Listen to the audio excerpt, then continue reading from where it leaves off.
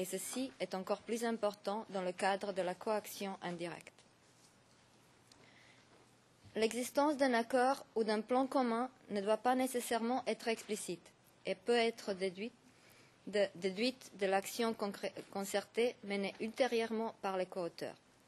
Toutefois, afin de conclure à l'existence d'un plan commun, sur la base de la contribution essentielle de l'accusé, il faut que les actes de contribution essentielle soient prouvés conformément à la règle d'administration de preuves applicable.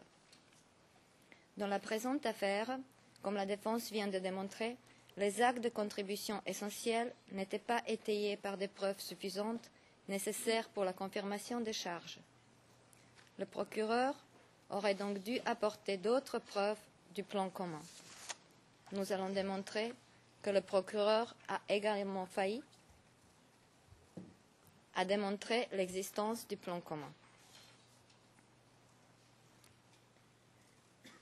Dans les paragraphes 4, 33 et 59 du document du DCC, le procureur allègue que le président Gbagbo aurait adopté une politique visant à lancer des attaques violentes contre son opposant politique, Alassane Ouattara, ainsi que les membres du parti politique de ce dernier et des civils pris pour ses partisans, afin de conserver le pouvoir par tous les moyens possibles, y compris par le recours à la force létale.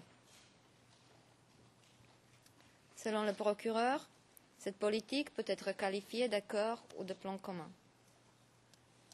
Il est évident que si une politique visant à lancer des attaques violentes contre un opposant politique existait, celle-ci aurait rempli toutes les conditions pour être considérée comme un plan commun, pouvant engager la responsabilité pénale de ceux qui l'ont conçu. Cependant, les preuves présentées par le procureur ne démontrent pas l'existence d'une telle politique. Le procureur n'a fourni la moindre preuve démontrant que la politique du président Gbagbo visait à attaquer qui que ce soit. Mais avant d'entrer dans l'analyse des preuves concernant un prétendu plan, il faudra dire que si un plan existait, il était conçu ailleurs.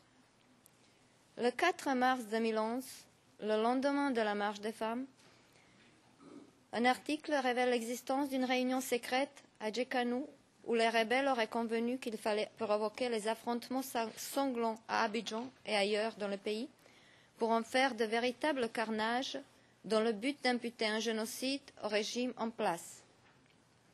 0027 01 90. Cette réunion a été évoquée par d'autres journaux aussi. 0035 09 75. L'idée n'est pas nouvelle.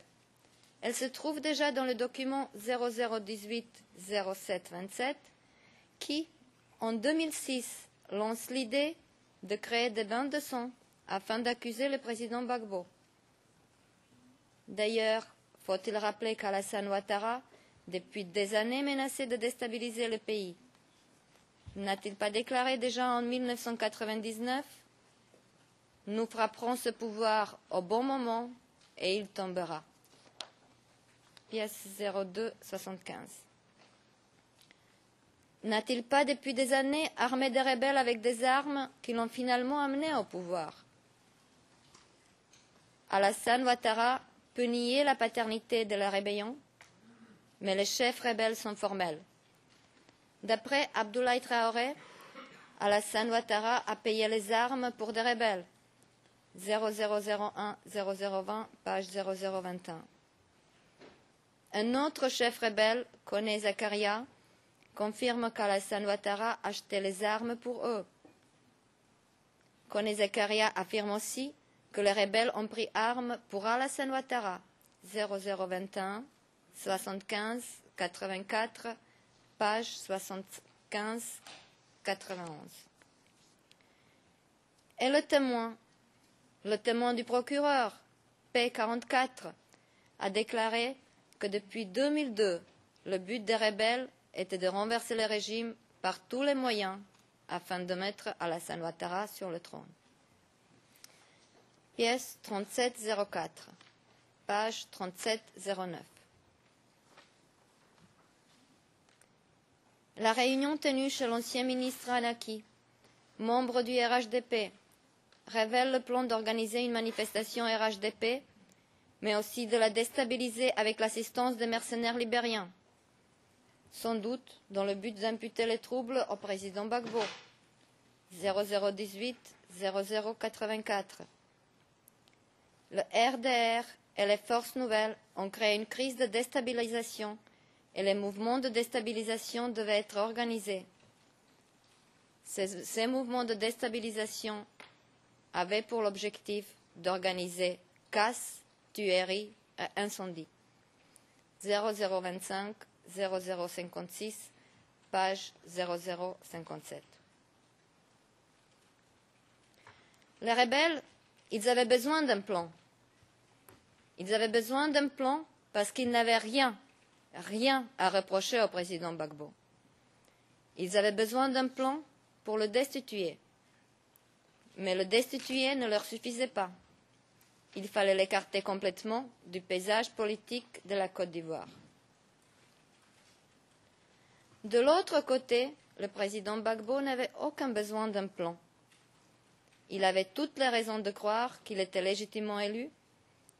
Il se trouvait dans le palais présidentiel, mais il a été attaqué, aussi bien lui et ses proches que les gens qui le soutenaient.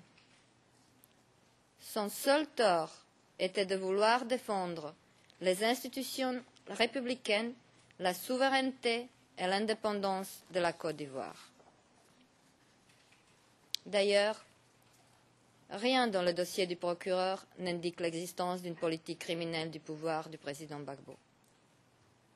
Il suffit d'analyser les preuves principales apportées par le procureur pour se rendre compte que le président Gbagbo n'avait pas d'autre plan que de sortir son pays de la crise avec les moyens qu'il a toujours utilisés: négociation et dialogue.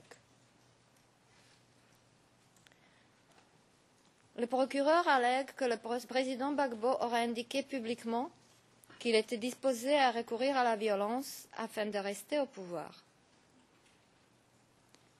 Nous n'avons vu aucune déclaration publique du président Gbagbo dans ce sens.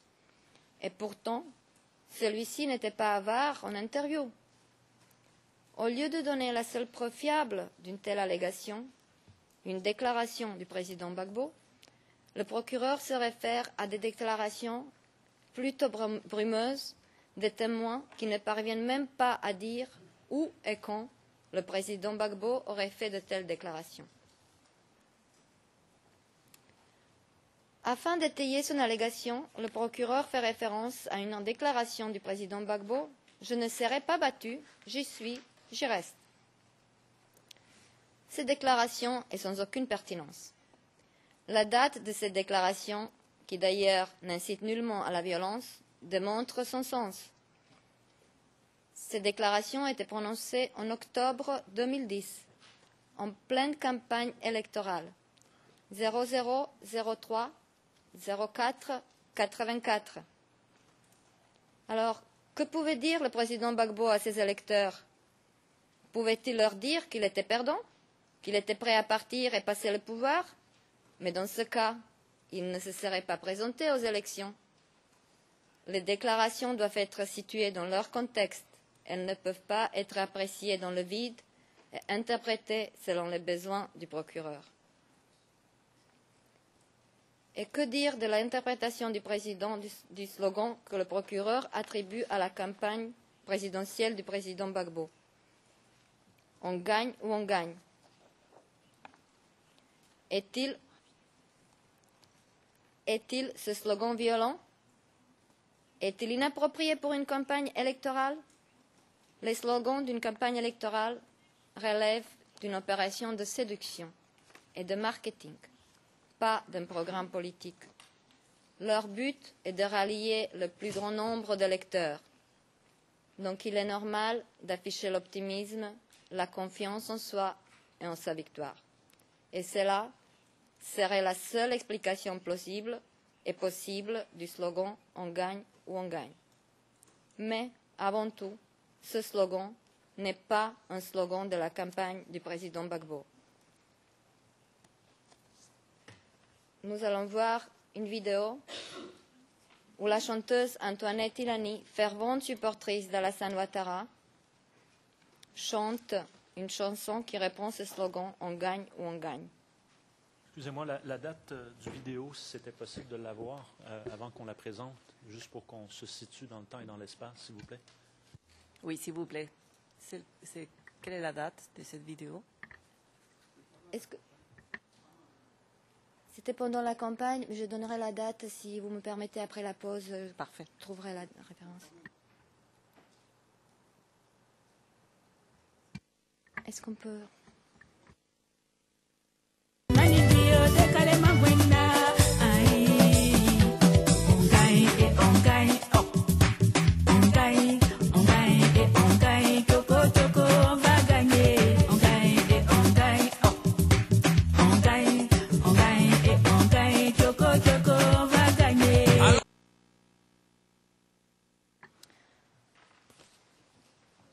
On peut dire aussi que le slogan « On gagne ou on gagne » est utilisé par les supporters de l'équipe nationale de football de Côte d'Ivoire, les fameux éléphants.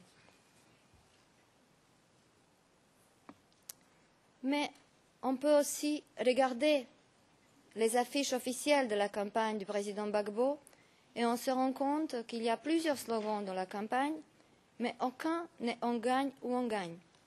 Les slogans utilisés dans la campagne présidentielle du président Gbagbo étaient « La paix est gagnée, maintenant le développement en avant ». 0021 75 84, page 75 87. Pour la Côte d'Ivoire, je vote Gbagbo.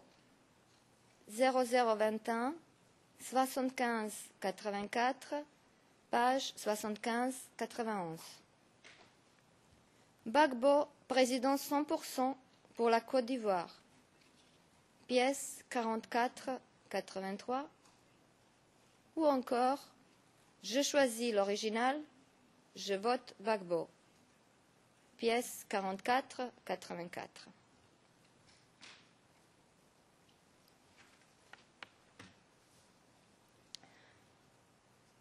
Ensuite, le procureur reproche au président Gbagbo d'avoir informé plusieurs mois avant l'élection les officiers de FDS de la lutte à mener contre les bandits.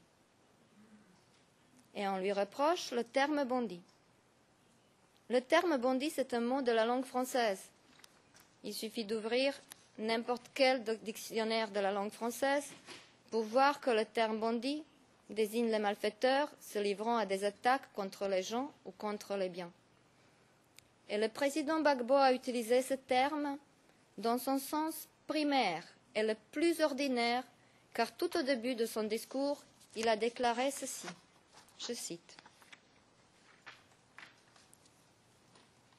Grâce à vous, dans cette ville et dans cette région, les citoyens normands, les citoyens consciencieux doivent pouvoir aller à leur travail tranquillement.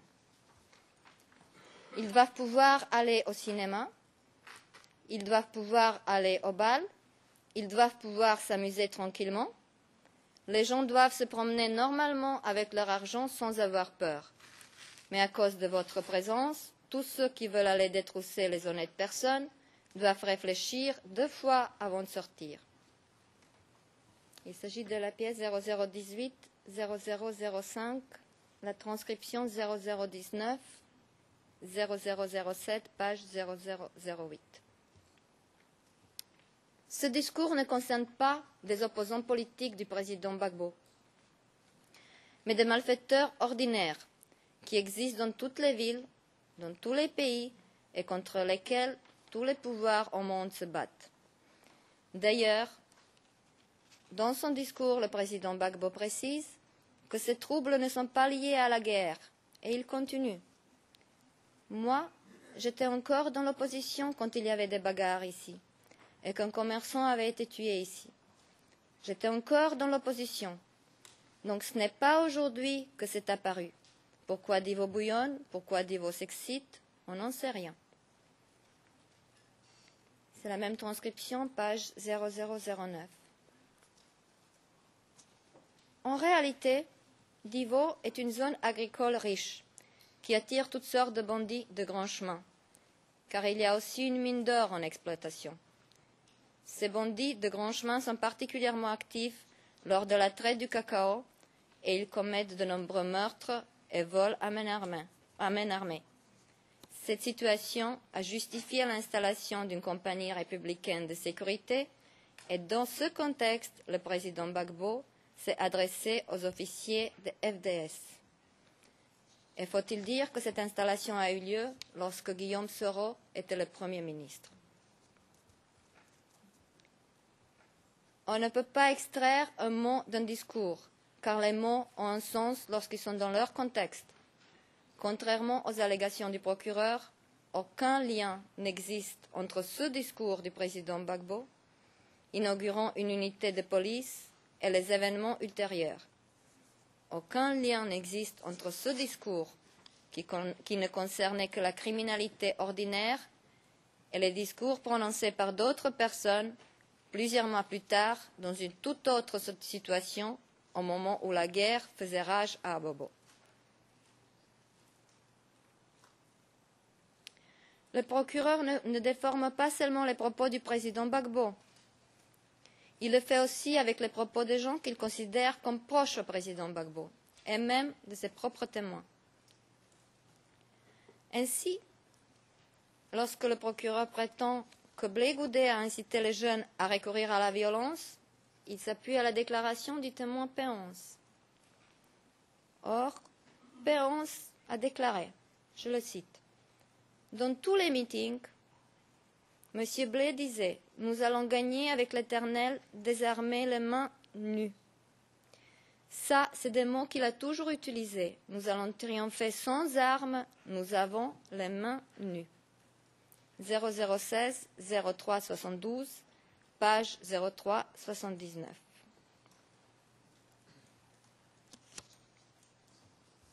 J'avoue qu'il m'est impossible de détecter un quelconque appel à la violence dans un tel discours.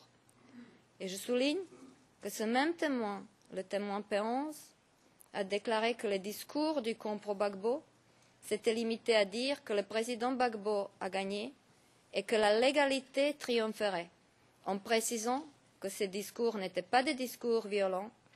Il n'y a pas de mot « va-t-en-guerre ». Il s'agit du Péance, le témoin du procureur. 0016 03 72, page 03 76. Certes, Charles Blé Goudé a à un moment donné appelé les jeunes à s'enrôler dans l'armée. Il l'a fait en mars 2011, le 19 mars 2011, plus de 3 mois après le déclenchement de la crise post-électorale. Pourquoi Charles Blé Goudé a lancé un tel appel? Il suffit de mettre cet appel dans son contexte pour le comprendre, pour comprendre que cet appel est un moyen pour éviter une plus grande catastrophe. En mars 2011, le désordre régnait partout. La population s'organisait comme elle pouvait. Alors, pour éviter que les jeunes forment des groupes indépendants, Charles Blé Goudé les appelait à entrer dans les forces régulières. Cet appel n'est pas un appel va-t-en-guerre. Cet appel est un appel à la raison et un appel de raison. Il valait mieux encadrer les jeunes que de les laisser s'organiser eux-mêmes. D'ailleurs, contrairement aux allégations du procureur, Blé Goudé appelait les Ivoiriens à ne pas s'affronter. Vidéo 05 86.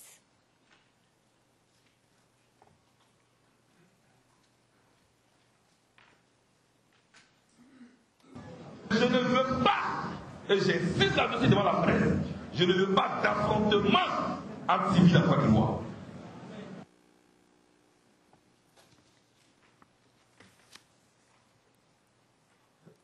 En effet, contre tout bon sens, le procureur qualifie toute déclaration des proches du président Gbagbo, ainsi que du président Gbagbo, d'appel à la violence. Or, contrairement à Alassane Ouattara qui refusait tout dialogue et appelait ouvertement début janvier 2011 à l'emploi de force contre le président Gbagbo, pièces 05 08 et 16 90, le président Gbagbo n'appelait qu'au dialogue et négociation. Il a toujours privilégié le dialogue et a toujours œuvré pour la réconciliation. Pièce 36, 95, page 36, 97. Le témoin P44, le témoin du procureur, a déclaré que le président Gbagbo a toujours voulu rassembler par des moyens pacifiques. Et il a ajouté, le président Gbagbo était un rassembleur. C'était quelqu'un qui dialoguait, qui allait vers les opposants pour trouver les solutions, quelqu'un qui a toujours voulu trouver une solution. Pièce 3704, page 3708, 3709. Comment peut-on qualifier le discours du président Gbagbo, prononcé le 21 décembre 2010, comme une menace au recours à la violence? Il suffit de lire ce discours pour s'apercevoir que c'est un discours pacifique, un appel en négociation et à la conciliation. Allons voir ce que le président Gbagbo a dit dans ce discours. 0018 05 90, pages 05 93 et 05 94. Après avoir déploré toutes les victimes des troubles qui sévissaient dans le pays, le président Gbagbo a dit: mes positions sur la conquête et l'exercice du pouvoir sont connues. Pour moi, il ne faut pas vouloir le pouvoir pour le pouvoir. On veut le pouvoir pour servir le peuple. Le pouvoir ne peut pas servir de moyen pour faire souffrir le peuple. Je ne veux plus que le sang soit versé. Je ne veux plus la guerre. Je ne veux pas que le sang d'un seul Ivoirien soit versé. Je ne veux pas d'une guerre en Côte d'Ivoire qui peut s'étendre aux pays voisins ou les affaiblir. Est-ce une déclaration de guerre? Non, Madame le Président, Madame, Monsieur les juges, c'est un discours pacifique. Un discours pacifique suivi de propositions concrètes afin de sortir la Côte d'Ivoire au plus vite de cette période de troubles. Car le président Gbagbo a continué en disant: je suis donc prêt, dans le respect de la Constitution, des lois ivoiriennes et des procédures que nous nous sommes librement données, à accueillir un comité d'évaluation sur la crise post-électorale en Côte d'Ivoire. Ce comité aura pour mission d'analyser objectivement les faits et le processus électoral pour un règlement pacifique de la crise. Et il a continué. J'appelle les Ivoiriens à la retenue. Notre démarche s'est faite par voie diplomatique. C'est par la voie diplomatique que nous entendons obtenir satisfaction. Je demande aux jeunes de rester calmes. Je tends la main au dialogue. Je tends la main à l'opposition, à M. Ouattara, comme à la rébellion armée qui le soutient. Pour terminer avec les mots suivants.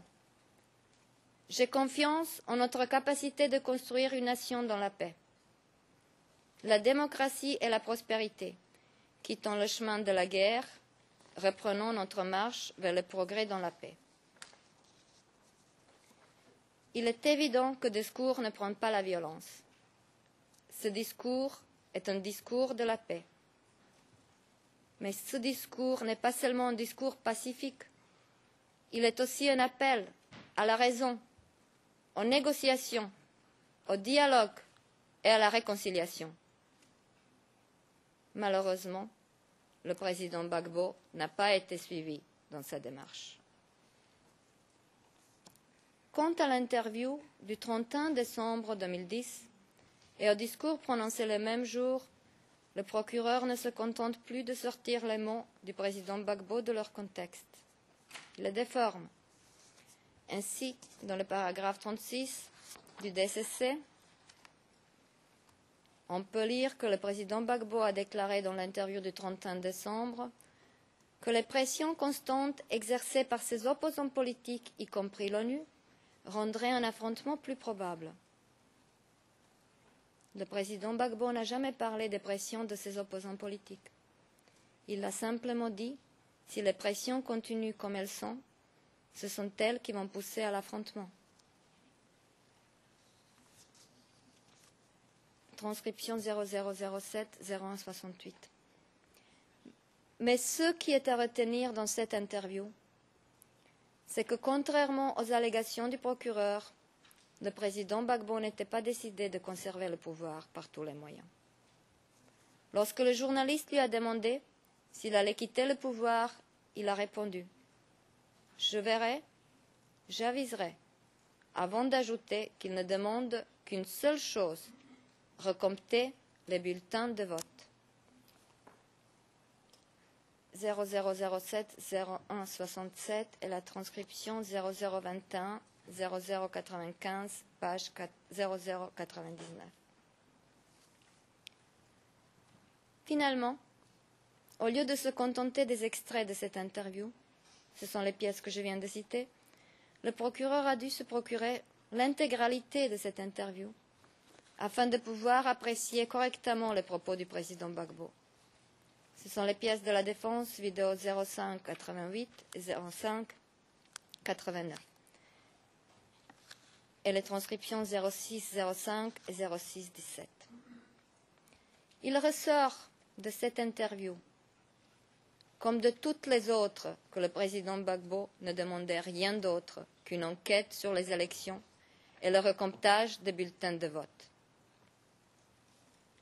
D'ailleurs, le témoin du procureur P44 confirme que le président Gbagbo proposait de faire recompter les suffrages, mais que cette position était toujours refusée de l'autre côté.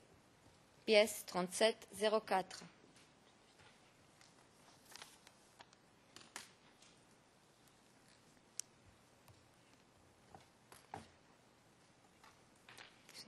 Si le monde entier vient et qu'on récolte, on regarde les bulletins, c'est moi qui vais avoir honte, non?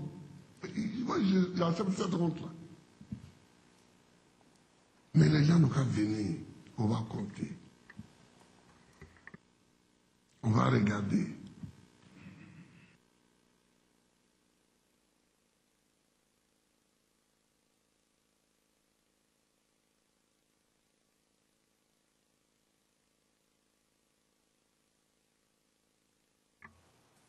Un autre témoin du procureur, P11, affirme aussi que le président Gbagbo ne demandait que de recompter les bulletins de vote. 0016, 0372, page 0381, 0382. Également, le président Gbagbo n'a jamais dit qu'il n'abandonnerait pas le pouvoir et qu'il y resterait. Le président Gbagbo, convaincu que la majorité des Ivoiriens avaient voté pour lui, a déclaré à la nation dans son message pour le Nouvel An. Alors comme hier, en 2002, je suis là où les Ivoiriens m'ont placé par leur vote. Certes, il a dit, nous n'allons pas céder, mais cela ne signifiait pas je reste coûte que coûte au pouvoir. Cela signifiait je suis élu et je ne céderai pas aux pressions. Que ce soit la seule interprétation possible de ce discours du président Gbagbo ressort clairement du reste de son discours dans lequel il explique les raisons de sa proposition de créer un comité d'évaluation destiné à connaître les faits et à établir la vérité sur le déroulement des élections en Côte d'Ivoire. 0018 05 99, page 0601. Par ailleurs, ce discours se termine par des mots suivants. Ce soir, à la veille du Nouvel An, je voudrais à nouveau lancer un appel solennel à toutes les personnalités qui se trouvent encore à l'hôtel du Golfe. Je leur demande de rentrer chez elles. Le temps de la guerre est passé. C'est maintenant le temps du dialogue. Donnons-nous la main et formons autour de notre chère patrie, la Côte d'Ivoire, une chaîne de solidarité et d'amour. Ces paroles n'appartiennent pas à une personne belliqueuse. Ils n'appartiennent pas à une personne accrochée au pouvoir.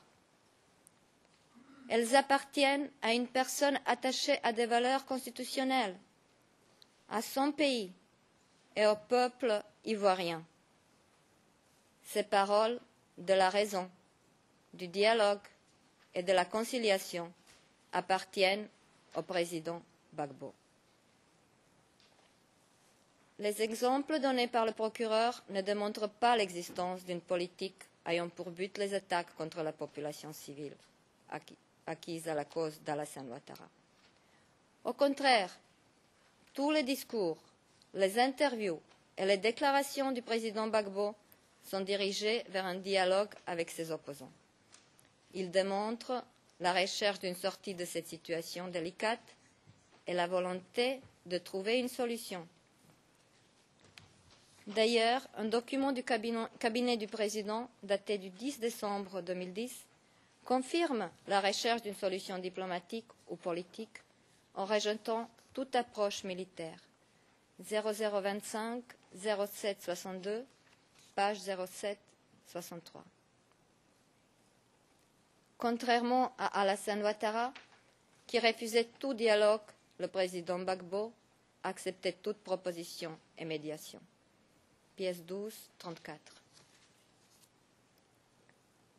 Le président Gbagbo était proclamé président par le Conseil constitutionnel, le seul organe habilité à proclamer les résultats de l'élection présidentielle en Côte d'Ivoire.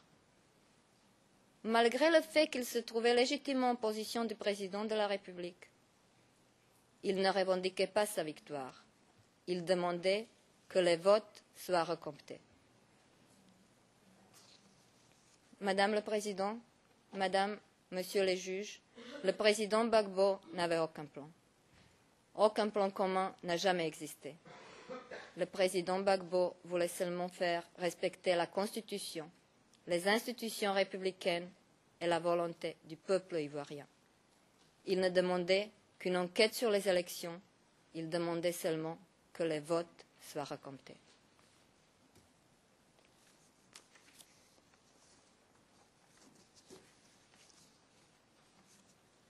Le procureur n'a démontré aucun élément objectif nécessaire pour la responsabilité en application de l'article 25.3a. On verra ensuite qu'il n'a pas démontré les éléments subjectifs non plus.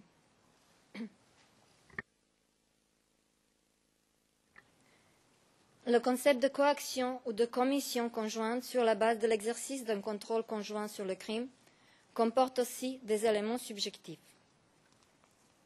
Nous avons déjà indiqué que dans le cadre de la responsabilité engagée en application de l'article 25.3a, la personne mise en cause doit satisfaire aux éléments subjectifs des crimes qui lui sont reprochés, notamment les éléments d'intention et de connaissance exigés à l'article 30 du statut, savoir et admettre que la réalisation des éléments matériels des crimes résultera de la mise en œuvre du plan commun, et connaître les circonstances de fait qui lui permettent d'exercer sur les crimes un contrôle conjoint avec les autres coauteurs.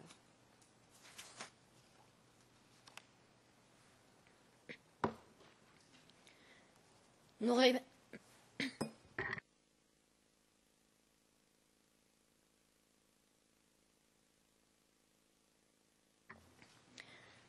reviendrons plus tard sur les éléments exigés par l'article 30 du statut dans le cadre du crime contre l'humanité. Dans le cadre de la théorie de la coaction, tous les coauteurs doivent être conscients que la mise en œuvre du plan commun entraînera la réalisation des éléments matériels des crimes et doivent accomplir leurs actes avec la volonté, l'intention délibérée de réaliser les éléments matériels des crimes ou être conscients que dans le cours normal des événements, la réalisation des éléments matériels des crimes sera une conséquence virtuellement certaine de leurs actes. Ils doivent également être conscients des circonstances de fait leur permettant d'exercer avec les autres coauteurs un contrôle sur le crime.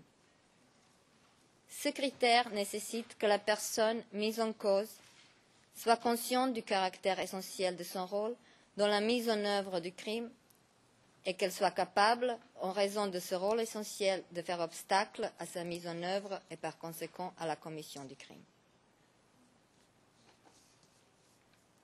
Les éléments subjectifs nécessaires pour la coaction indirecte sont directement liés à l'existence du plan commun.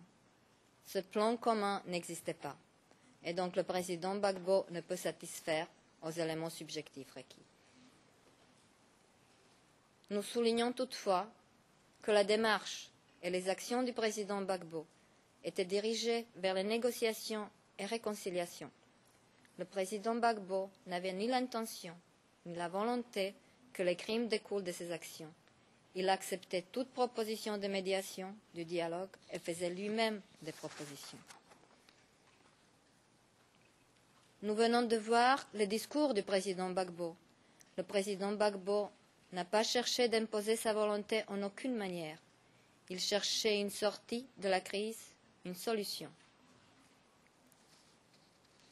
Étant le président proclamé par le Conseil constitutionnel, le seul organe en Côte d'Ivoire habilité à proclamer le président de la République, le président Gbagbo a tendu la main à ses opposants et à la communauté internationale en proposant un recomptage des votes.